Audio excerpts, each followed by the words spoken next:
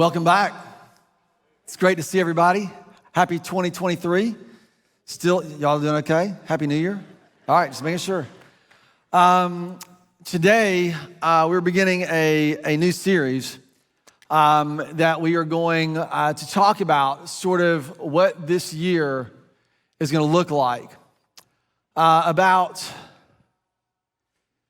probably around the fall, early fall, Clay Everett walked into my office with a calendar that he had drawn with 2023 to help us organize some of the things we're doing as a church.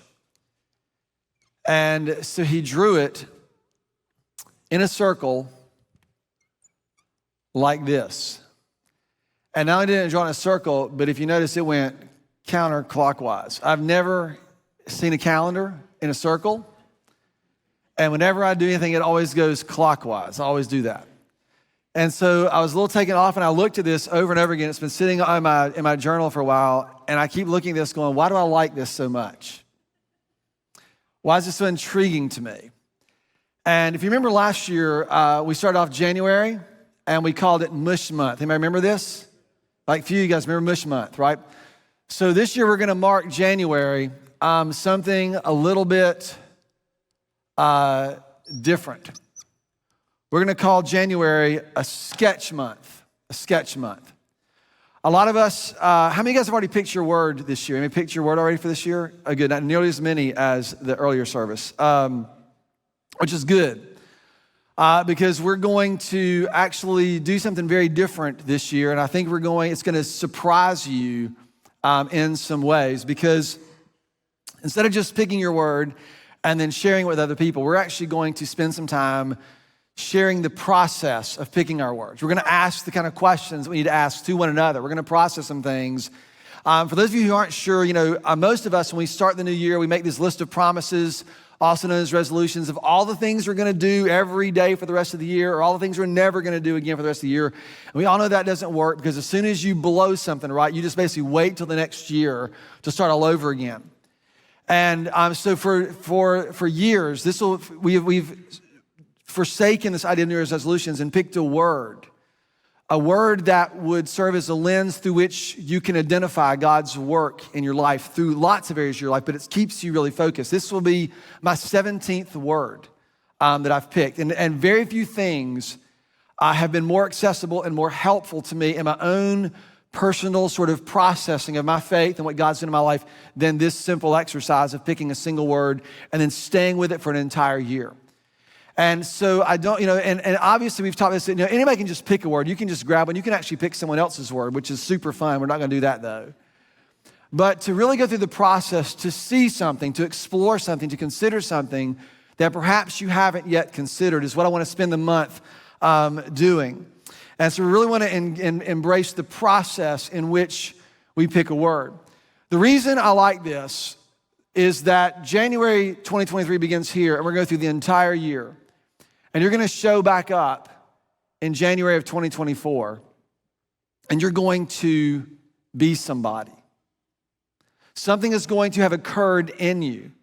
Something that either causes you or pushes you to become more the kind of person you would like to be, or it undermines that work. You're going to show back up here a year from now, and something is going to have happened in you. Maybe you're going to be more hopeful and aware of things that exist in the future, or you've grown more cynical and hardened because you just sort of made one more lap around the sun, and it's just been the same song, 37th verse, or whatever year you happen to be in. And so I want us to consider how we would use this year if it really holds for us the possibility for us to become someone. The question I would ask you, I assume you believe this, but that God has intended you or created you to become something. You're supposed to reflect some part of Him, some image-bearing part. There's something about you that is unique and that you need to become, that there's a part of that that God longs to do in you. We want to really embrace this idea of time as the process through which that happens. So I have two assumptions with you, for us. Assumption number one is this, that everybody is becoming somebody. At the end of this year, you're not going to be different in the sense that you're gonna be exactly the same. You're going to, again, either be more hardened in who you've already become, or other things are gonna happen, but you're becoming somebody. And the way in which we become is based on what we encounter, what we see, that the way in which you become that person is based on what you see. The second assumption is we are shaped by what it is that we see, by what it is that we encounter. And the way I want to think about this is that the way in which, or what we live our lives with, is likely going to be the most shaping force that causes us, or that shapes who we become when January rolls around again. Whatever you live with will probably be the most shaping force that causes you or shapes you into the person you become in January 2024. If you live with fear, guess what you're gonna be shaped by? If you live with anxiety, guess what you're gonna be shaped by?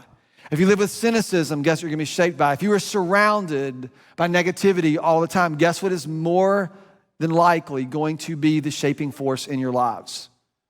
The thing that we encounter, the thing that we see, the thing that we do life with becomes the single most shaping force that contributes to who it is that we become. Makes sense, right? So we need a month to sort of orient ourselves and to figure out what we're gonna do. I love architecture. I always have. I studied architecture. One of my favorite architects, his name is Frank Gehry. Frank Gehry, I believe, is like 94 or 96 years old. Long career, designed some of the most controversial, some of those risky buildings on the planet, all over the world. The stuff that he's designed is bizarre. He began his career, he's kind of the father of deconstructivism, which is really popular now, but he was deconstructing architecture and not like the whole world system. And so he would experiment by taking materials that weren't typically used in particular places and then put them in places. Like he had a chain link fence up on his roof in his house. And it's very strange, corrugated metal around these edges. He would just do things that were very odd as he would experiment with how things would work together. And so now he's world famous, and he's my favorite. He's designed one of his most famous works is the Guggenheim Museum in Bilbao, Spain. But this is the Disney Concert Hall in Los Angeles, California. You'll see this. You'll see why I love him. This is Frank Gehry. It's like, oh, this is so cool. He also designed, this is the Brain Center, the Center for Brain Science at the Cleveland Clinic in Ohio. So, whoa, man, you guys are like into this. Like, I'm feeling this. I would love for my house to be like that. So cool. This is the Marriott Hotel in Spain. And we have some architectural connoisseurs in here. And I love I've watched him, listened to him do interviews on how he designs things, how he thinks about things, how he arrives at these. But one of the things that Frank Gehry is most famous for, other than his sort of eccentric designs, is his sketches. And his sketches often look like middle school or elementary school scribble on a piece of paper. It's this idea that he gets in his head and he scribbles it out and it looks something like this. This is one of his famous sketches. Impressive, huh? This is actually the Louis Vuitton Foundation that became this. It's like, how in the world something is like that in someone's head and then ends up like that? I'll tell you how. It's a process. It's a process. It's the willingness to put something down that you think that you see in order to actually explore it, for it to become what you thought you might see when you first wrote it down. Does that make sense? You need a sketch. The thing I love about sketching is this, and I'm not an artist, but I do sketch all the time. I use scratch paper. I use my journal. I use a pen. I often don't begin writing on my computer because it feels too final. Some of you, when you're writing, right, you edit all your sentences as you write because you can't stand the thought of a mistake being on your page. You're like, backspace, right? You're like having like a coronary while you're sitting there trying to type because you're so stressed out that it might not be right. And what a sketch does is a sketch allows you to get something down on paper that you fundamentally know is going to be incomplete. And you fundamentally know that it is going to be imperfect. The beautiful thing about a sketch is you don't sketch with an eraser. You just sketch, and if one line at the right place, you just draw the line somewhere else. And you just keep moving until you get the form, the shape, the idea that you can begin to see. It's important to understand that you're beginning to see this. I want to call January a sketch month. Because a lot of us, we begin this year and we think about, oh my gosh, I'm going to become someone in 2023. January 2024, I'm going to be somebody. And I've got to get all of this right every single day, all along the way. And all you feel is pressure. And what you need is a space where you can put down some incomplete thoughts and where you can put down some imperfect ideas and look at it to see what might form or what might take shape out of those initial thoughts that you have. To do a sketch month, instead of just grabbing your word and picking it, I want you to consider some questions, consider direction, consider things that perhaps you haven't considered before. To really let your mind, let your heart be open to some of the things. What kind of person do you want to become? I'm not just talking about, do you want to be kinder? Of course you should be kinder. If you don't think you should be kinder, then you really doubly need to work on being kinder this year.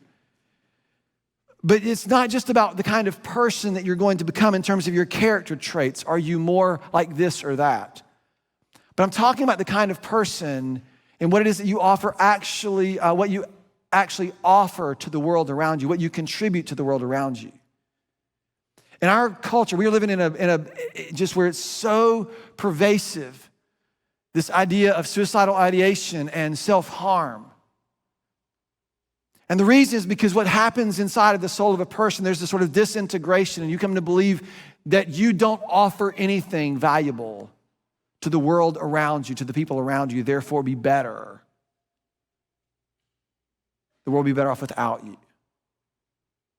And to consider that you as a human being, as someone who has been intended and designed, regardless of what you've been through or where you've been, that this season, this year that it unfolds around us, that there are things that you're going to become, and not only are you going to become those things, but you're becoming those things is actually going to contribute something meaningful to the people around you, to the work that you do with your hands, to the relationships that you have.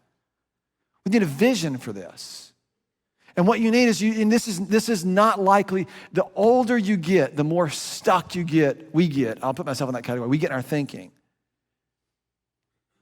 We need to consider some things differently. In my office, I have a quote that's written on my shelf in front of my, right at eye level. It says, the best way to predict the future is to invent it. And then right above that, I have a quote from Frank Gehry. And it's written on an index card. It's scribbled out in my handwriting, and it simply says, I've often felt that if you knew what you were going to do when you began, you would never do it. Here's what I think that means. This isn't like, it's like just to have no vision.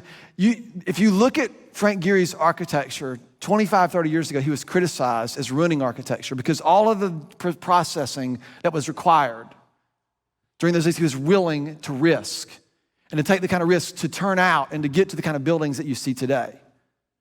To consider the kind of person you're going to become means it's going to require something from you. You're going to be pushed and shaped and challenged in ways. And if you knew exactly what it would be, you probably wouldn't do it.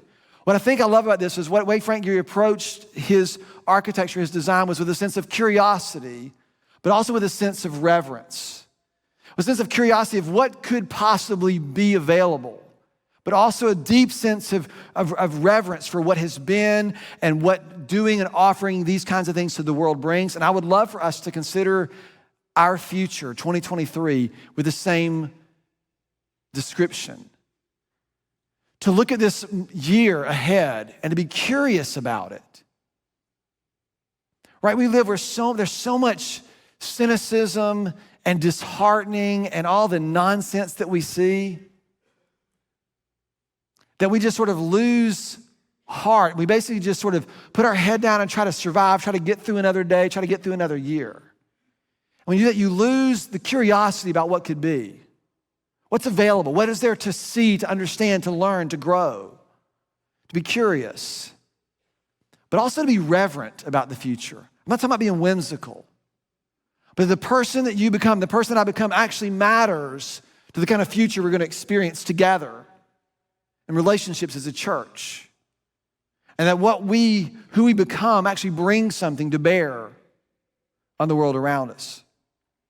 So I want us to consider this, and I want us to take it so seriously that we're willing to sketch some things about it. So the two things I want to kind of remind you of as we start this is I want you to be completely okay with your ideas or your thoughts being incomplete. And I want for you to be completely okay. I just wrote it again, didn't I? With them being imperfect. Y'all hear that? One of the things that I've found in my own journey, spiritually, relationally, professionally, if you call what I do professional, whatever you say, career-wise, this job, is to become very aware of my default responses to things.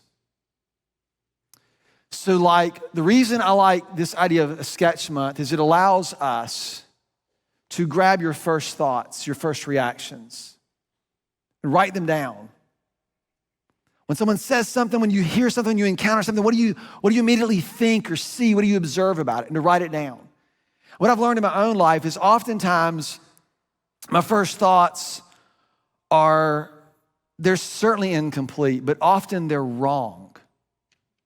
You ever had a first thought and it's just completely wrong? No? I can tell you what word you need to pick this year. I'm just kidding.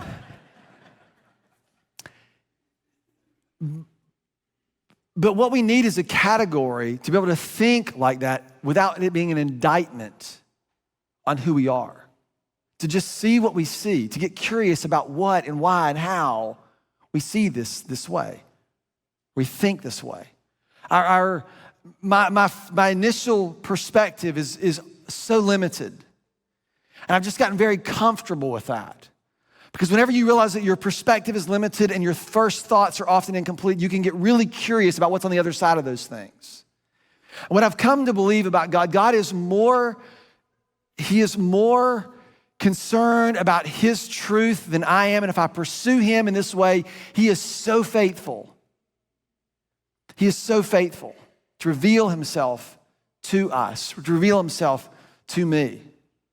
I used to be so afraid that I was going to think something wrong about God and then He was going to strike me dead, which is a wrong thought about God, ironically enough.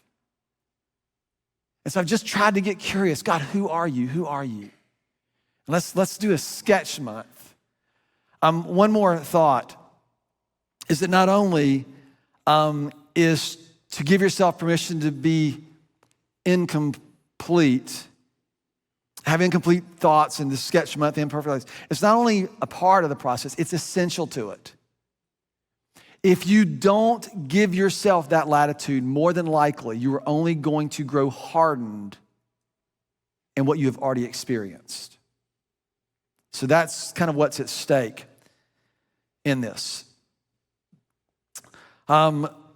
We need to pay attention to what we see. And again, my shameless plug is that picking a word has been the single most helpful exercise that I have found to be able to do that consistently over an extended period of time. So that's why I will be picking my word in February, and I will be processing it with you. And we'll be using some resources that we've made available, and I invite you to do the same. So I want to talk about Moses and make some observations. Many of you have heard about Moses. You've read about him in the Bible, or maybe you've seen the movie. And Moses is sort of famous for leading the Israelites, God's people, out of slavery in Egypt, through the Red Sea, through the wilderness, and into the Promised Land. Y'all know the story, right? Remember the story? But it's interesting because we have this sort of picture of it that I think we lose a lot of the human aspect, because it just sounds like Moses saw a burning bush and then all this changed. I want us to just slow down and look at this. And just for context, we'll be in Exodus chapter 3.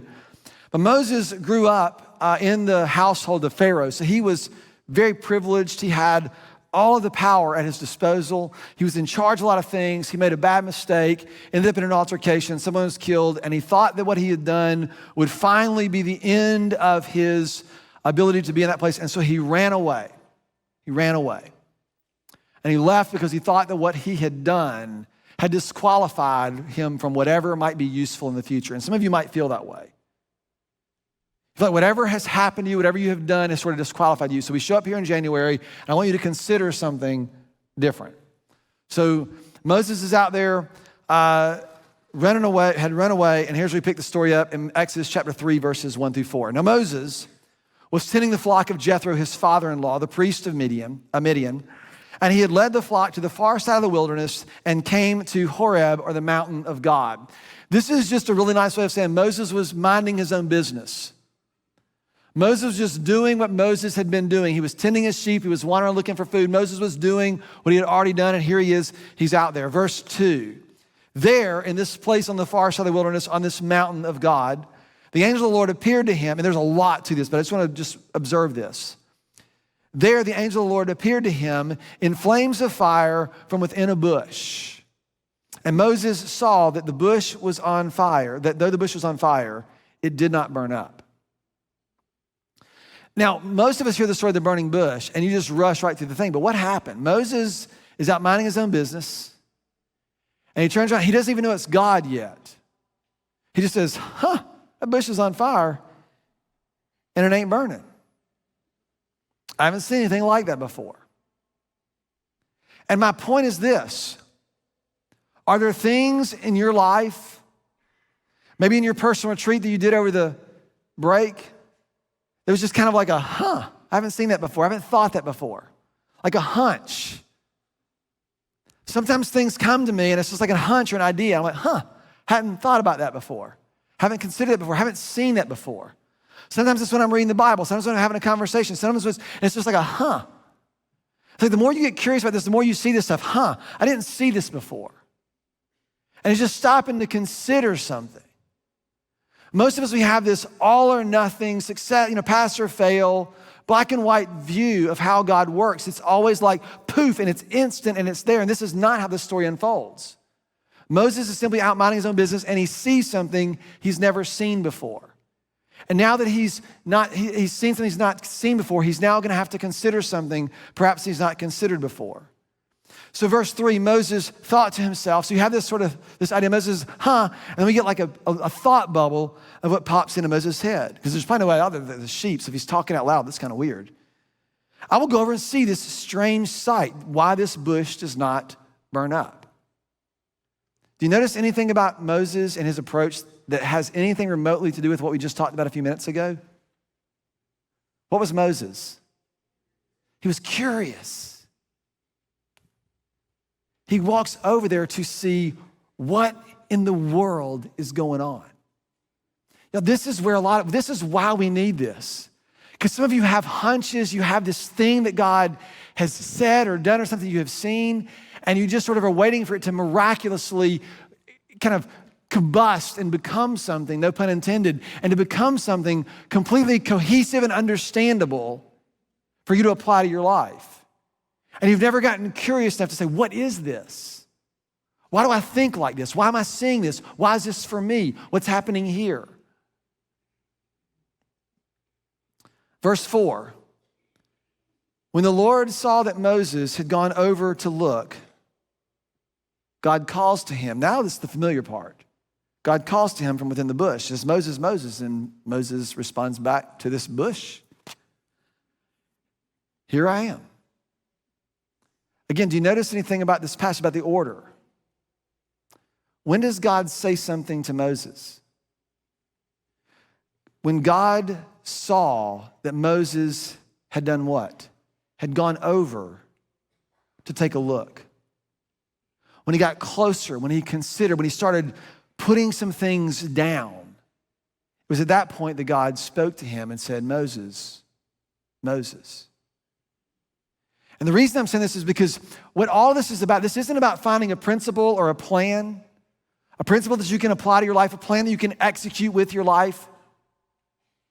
It's about an encounter. It's about seeing something about God. And what you're going to see is that not only does Moses encounter God, he encounters something about God that is going to alter the way in which he's going to live his life.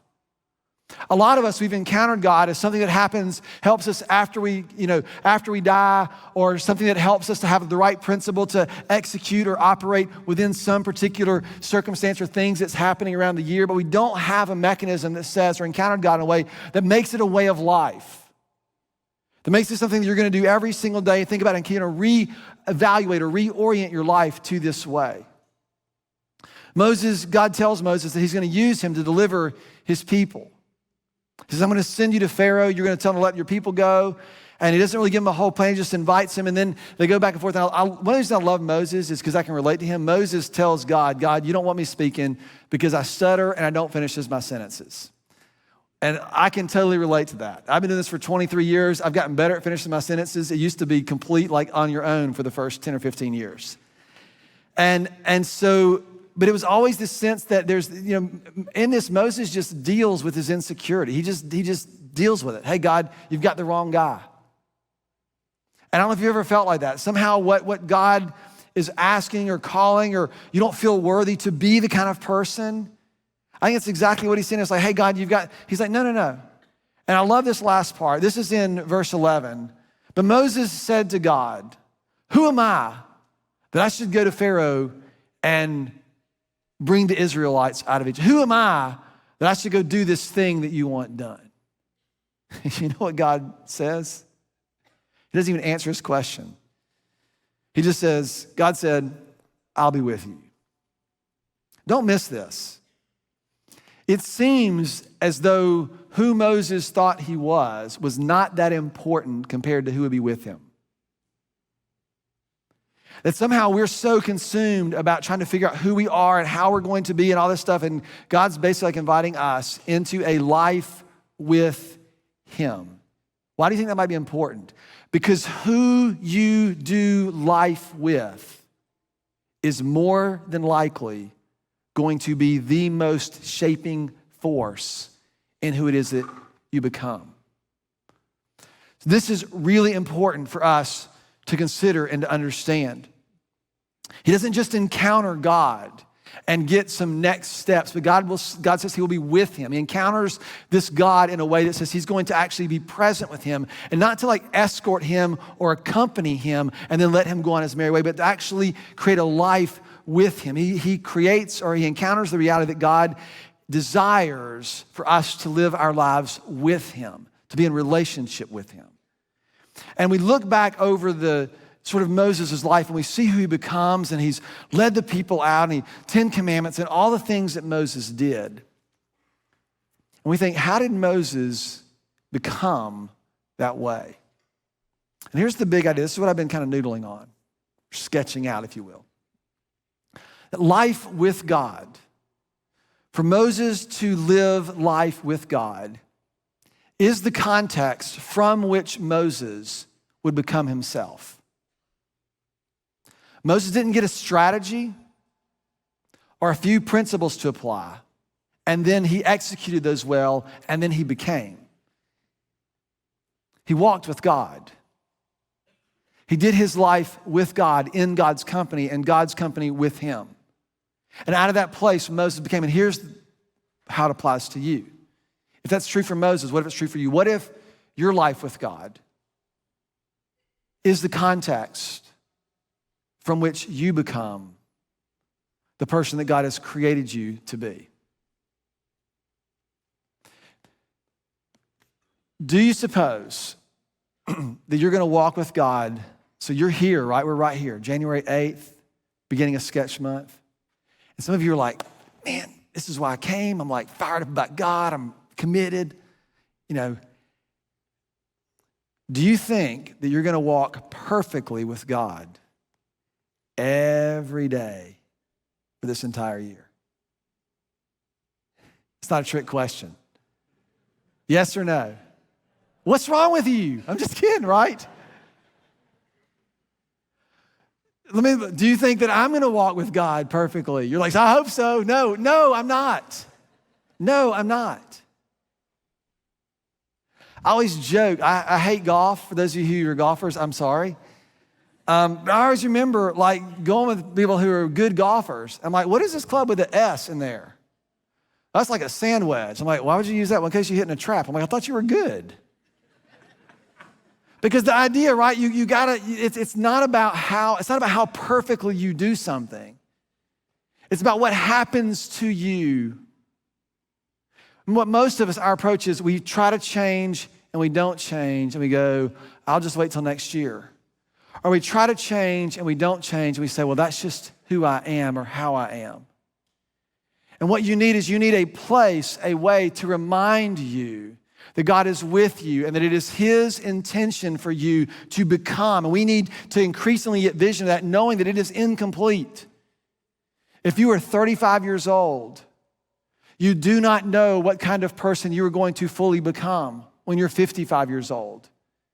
If you are 22, I know you think that you do. You don't.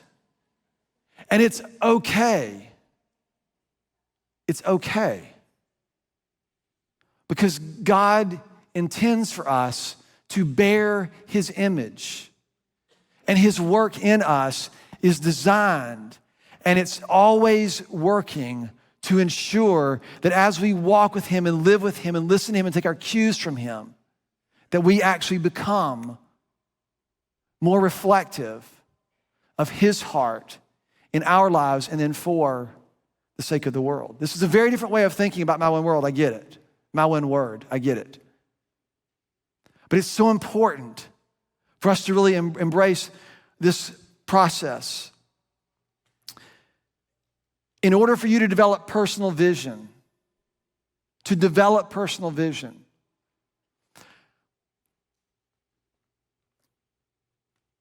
you have to give yourself permission to for it to be incomplete. The best you can know is just to get it down. And for it to be imperfect. I remember I've resolved a few years ago, not resolved, I just made a change, started eating healthier. For a long time, I would eat like cookies and milk every night before bed, Chips Ahoy, chocolate chip cookies, sometimes Oreos. It was a lot of them, and a whole gallon of milk, about 1 gallon a week. So it was just, lots of it. I would have lots of fast food, almost no vegetables, and if fruit snacks count, that was my fruit. And so I decided that I was going to try to eat better. So I eliminated red meat, did some other things, started eating fruits and vegetables, and eliminated whole milk completely, no milk at all. I still would have some cheese, but then but at nighttime, because I loved to snack, I was like, man, there are no healthy snacks. Like apple, just get old, like chewing on like plantain chips or something. So I would make almond butter toast on Ezekiel bread with some honey and hot tea. And that was my nighttime snack. Sounds really good, doesn't it? So I would do this. It was like my ritual.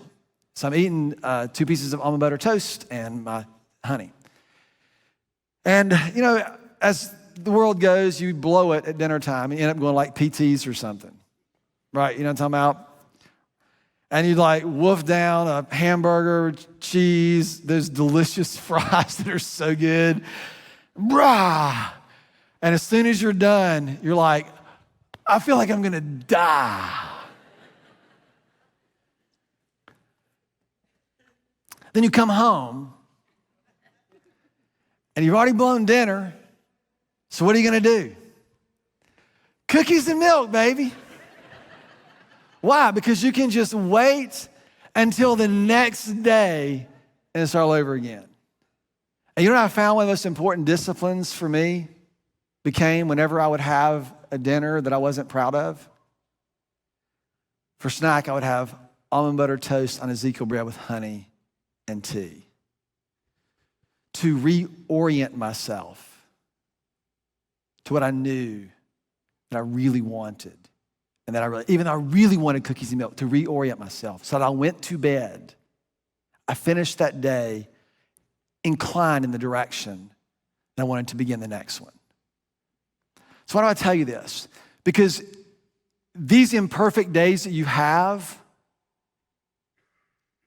the tendency is gonna be, well, I've already blown it here. Let's just add some cookies and milk or whatever your thing is. Then it's 3 days, it's 5 days, it's 2 weeks, it's 6 weeks, it's 8 weeks, it's 2 months, and then I'll just wait till next year. And what you need is a way to reorient yourself. to the thing that you have been created for. To reorient yourself to the primary shaping influence that holds promise for you to become the way you have been created to become. So here's what I want for you to consider. There are a couple things I would do. One is Clay will tell you in just a minute, and our campus pastors will tell you about picking our words. We're going to do that together. But the way we're using my one word this year is to reorient ourselves to life with God. And that who or what you live with will be the primary shaping influence in who you become. So what I want you to consider is, and I would get out my journal, a piece of paper, a sketchbook, whatever you have to do, and ask yourself, what is the primary shaping influence in your life currently? What has it been? Is it the fear of failing? Is it you're trying to prove you're driven to prove yourself? What is the primary, whatever you do life with? Then I want to ask you to believe something. I want to ask you to believe something. Here's what I'm asking you to believe. I'm convinced of this. But I'm asking for you to consider or to become convinced that walking with God, that a relationship with Him, living with Him, listening and praying and spending time and meditating and seeking and being submissive to the Spirit, to God's Spirit in us, that walking with God serves or is the only healthy foundation from which you can become who you've been created to become.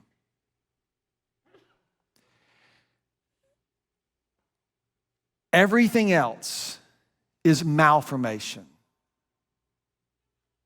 Everything else, consider this, that everything else then is shaping you or forming you into someone that you are not intended to be.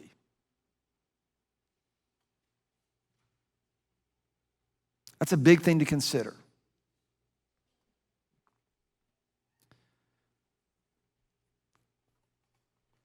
So we need to sketch this out, don't we? It's a lot to think about. You don't yet know that the Louis Vuitton building is going to look like the Louis Vuitton building. All you know is it's going to look like some elementary, I keep saying middle school, some elementary school chicken scratch on a piece of paper.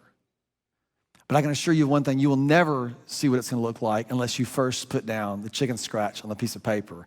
And that's what we're going to use January to do. Is that fair enough? Because here's why. If you don't, you're going to end up in January 2024